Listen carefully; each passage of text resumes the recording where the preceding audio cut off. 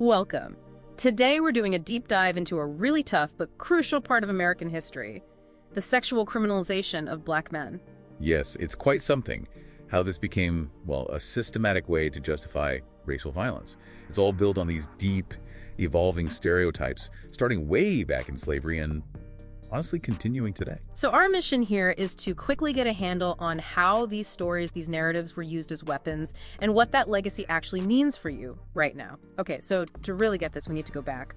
Where did this specific type of criminalization start? What are the roots? It really begins in the slavery era, 1619 to 1865. That's when the Black Brute myth was constructed. The Black Brute. Exactly. Painting Black men as inherently hypersexual, violent. Any hint of sexual contact between a Black man and a white woman was forbidden. The punishments were brutal, even for just suspected contact. Right. Meanwhile, you had white men routinely raping Black women, and there was just impunity. It wasn't only about bias, it was a very conscious tactic. Control Black labor, maintain this idea of white purity. Then we move past slavery into Reconstruction, that period from 1865 to 1877. And these ideas, they start getting baked into the system, right? How did the Black Codes make this official? That's a key moment. These laws popped up right after the Civil War. They were openly designed to keep Black people, well, as close to slavery as possible. Wow. Yeah. They criminalized almost everything about Black life being idle, not having a fixed address. And when it came to sex accusations, the difference was stark. How so? A Black man accused of raping any woman could be hanged. A white man, for the same crime, maybe just a fine. At the same time, white-owned media pushed this narrative, this myth of an epidemic of Black rapists. Justifying control. Precisely. Justifying control and, frankly, violence. Which leads directly into the next era, the Jim Crow era, from 1877 into the 1950s. This is where we see the terror really ramp up with widespread lynching. Absolutely. That myth of the dangerous Black rapist. Yeah. It became totally ingrained. Accusations, often completely made up or just blown way out of proportion, became the go-to excuse for lynchings all over the South. Just an accusation was enough. Often, yes. The Equal Justice Initiative points this out. Many lynchings were recorded as being for murder or rape, but frequently there was zero evidence, just rumors. It's terrifying, the power of a rumor in that context, and you see it in specific awful cases like Emmett Till. How did cases like his burn this image into the public mind? Emmett Till, 1955. A 14-year-old boy lynched for supposedly whistling at a white woman, a claim she later admitted wasn't even true. It shows just how incredibly vulnerable Black men were. A lie cost him his life. And think about the Scottsboro Boys in 1931. 9 Black teenagers wrongly accused of rape.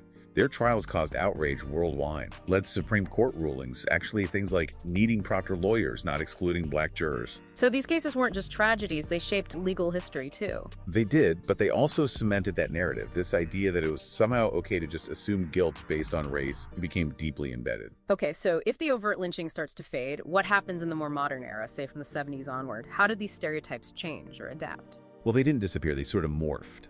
Direct lynching mostly ended, but the sexual criminalization, it continued, just more subtly. That brute stereotype evolved into the thug. Ah, the thug label. Yes, a coded term. Politicians, media, they used it, and it carried those same dehumanizing undertones. It fueled things like disproportionate policing, much harsher sentences, racial profiling. Still does. You could really see that playing out with the Central Park 5 days in 1989. The language used in the media about those boys, animals, savages, it was drawing directly from that old racist playbook. Exactly. It tapped right into that imagery, priming everyone to see guilt. And the data today, it's chilling.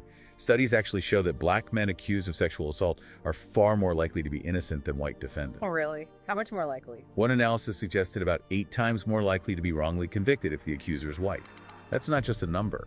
It's the direct result, the legacy of these centuries of weaponized stereotypes still influencing the justice system. So you've heard how this specter, this image of the Black rapist, was systematically used for centuries to justify violence, to maintain social control. It changed form, but the purpose often remained. And understanding this long history, this pattern of unjust sexual criminalization, it's absolutely vital. It helps us recognize and hopefully start to dismantle the stereotypes and policies that still cause so much harm to Black men in their communities today. So here's a final thought, something for you to really chew on.